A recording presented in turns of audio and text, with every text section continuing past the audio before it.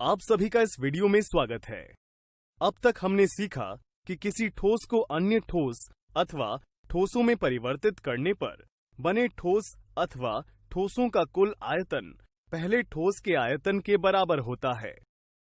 आज हम इस पर आधारित कुछ दिलचस्प उदाहरण देखेंगे।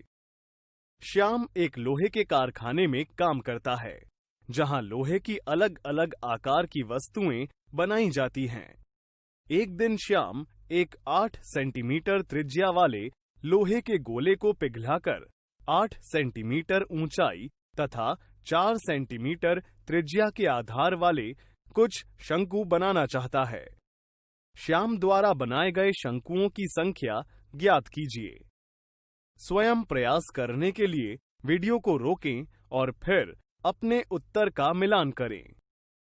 प्रश्न से हमें गोले की त्रिज्या माना r तथा बनने वाले नए शंकुओं की त्रिज्या माना r व ऊंचाई h है।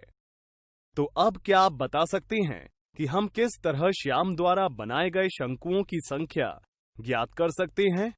हमने पिछले वीडियो में सीखा था कि यदि किसी ठोस को एक समान माप के छोटे ठोसों में परिवर्तित किया जाए तो इस प्रकार बने छोटे ठोस के आयतन तथा छोटे ठोसों की कुल संख्या का गुणनफल बड़े ठोस के आयतन के बराबर होता है। यहाँ हमारे पास बड़ा ठोस गोला तथा छोटा ठोस शंकु है, इसलिए हम इस कथन को इस प्रकार भी लिख सकते हैं। हम जानते हैं कि गोले व शंकु के आयतन इन सूत्रों द्वारा ज्ञात किया जा सकता है। सभी मान प्रतिस्थापित कर हल करने पर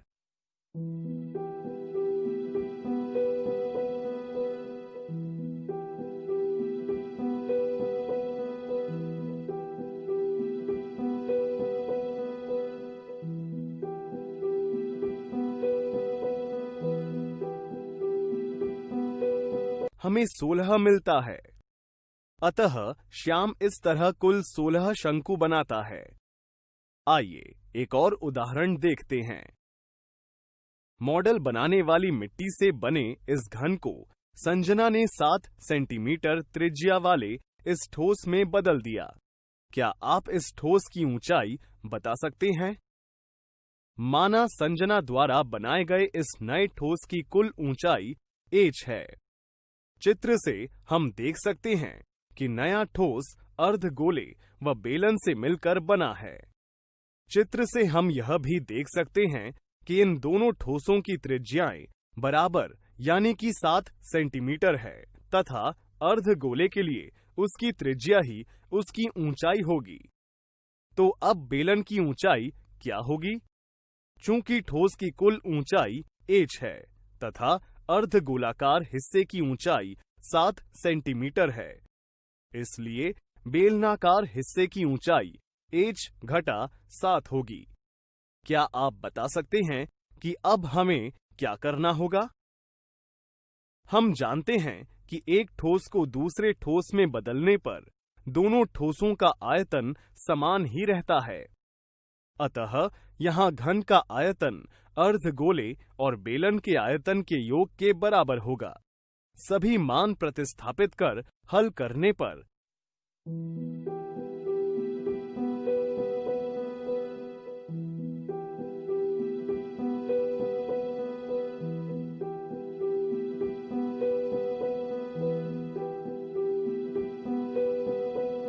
हमें h बराबर 10.98 मिलता है।